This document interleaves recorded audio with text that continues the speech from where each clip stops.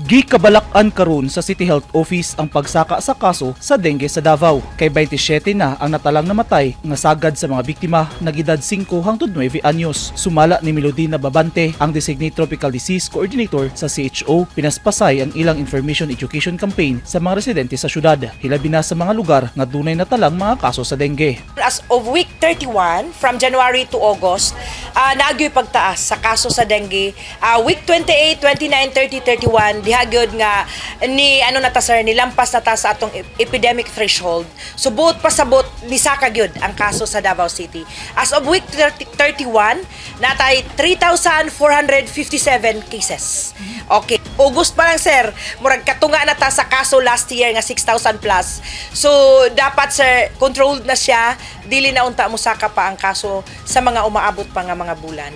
Tambag ni Babante sa mga ginikanan nga ipa-check up dayon ang mga anak kung gikalintura kini. Kay sagad nga hinungdan sa taas nga ihap sa nangamatay sa dengue, mao ang late referral kung dugay na pahiling sa doktor ang mga bata nga adunay hilanat. Ang kanang 27 ka mga nangamatay, ang ilahang kalaban is lamok lang siya.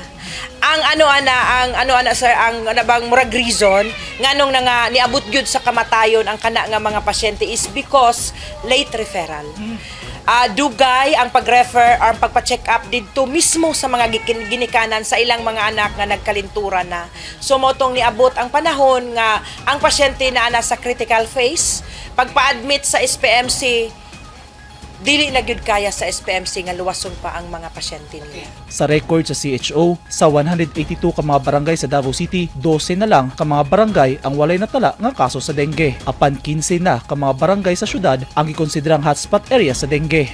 Nga gilangkuban sa barangay 76-A Bukana, Talumo Proper, Buhangin, Tibungko, Bunawan Proper, Panakan, Mintal, Turil Poblasyon, Kalinan Poblasyon, Malago sa Baguio District, Matina Crossing, Katalunan Grande, Katalunan Pequeño, Balyok ug Maa.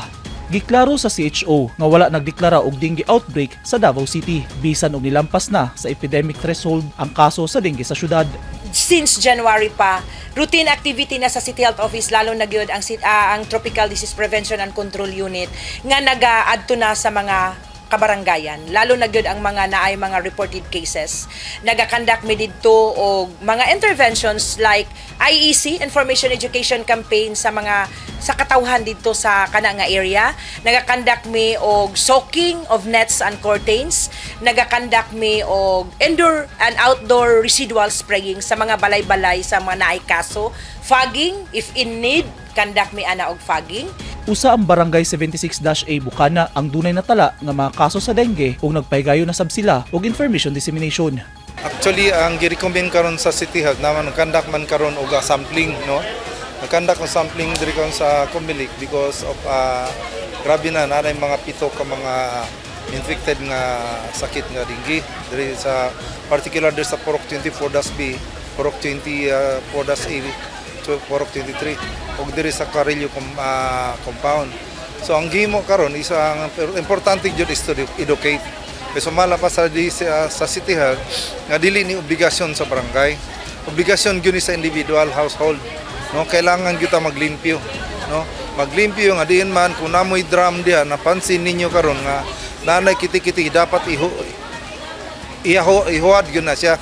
Kanang kailangan sir maglimpyo jud ka sa mga butanganan ug mga plato, kanang walay mga basiyo na nakaunsa, kailangan pangyaboy gid mo ang mga kuan, mga pundong tubig.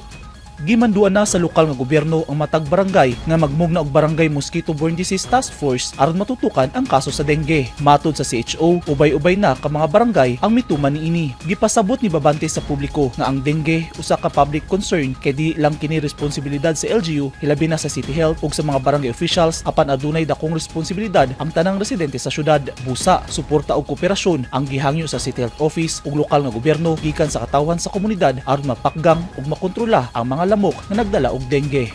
Eugene Hinutan, Newsline Philippines. Stay safe.